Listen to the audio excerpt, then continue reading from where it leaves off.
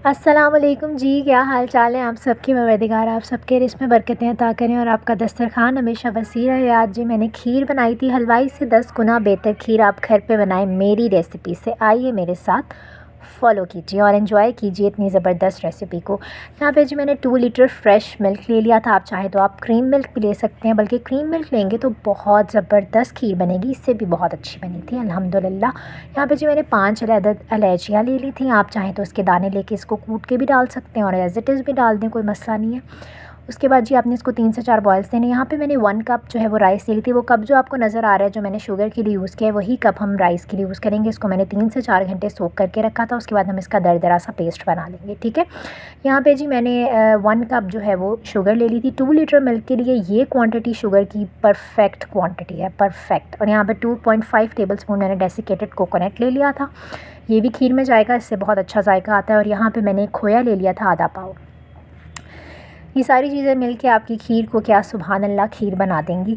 यहाँ पे जी 3 से 4 बॉयल्स आ चुके थे दूध को, तो अब हमने इसके अंदर डेसिकेटेड कोकोनट ऐड कर दी, यानी कि क्रश्ड कोकोनट। और उसके बाद हमने इसके अंदर जो है वो शुगर ऐड कर दी। शुगर ऐड करके अब आपने इसको इतना कुक करना है कि शुगर जो है वो अच्छे से इसके साथ डिज़ोल्व हो जाए, ठीक है जी।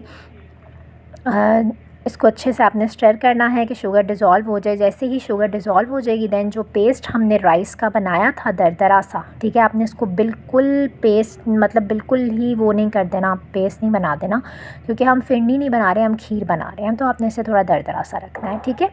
चावल ऐड करके अब आपकी सही वाली ड्यूटी स्टार्ट होगी, टफ़ ड्यूटी। आपने इसको कंटिन्यूसली स्टर करना है, ठीक है। आप चाहें तो वैसे बीच में थोड़ा रेस्ट भी कर सकते हैं, भाई कोई बात नहीं। हाथ थक जाते हैं घुमा घुमा के तो आप बीच में रेस्ट भी कर सकते हैं। आपको जैसे ही लगे कि चावल जी गुठलियाँ बनने लगे हैं तो आप फिर से स्टार्ट कर दें, कोई मसला नहीं यार।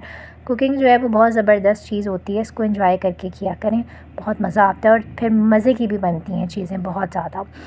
तो आप इसको कंटिन्यूसली स्टर करेंगे, ठीक है, जब तक कि आपके पास एक थिक सी कंसिस्टेंसी ना आ जाए और जब तक कि आपके चावल जो है वो कुक ना हो जाए। यहाँ पे आप देख सकते हैं कंसिस्टेंसी माशाल्लाह से ये थिक होना स्टार्ट हो गया था।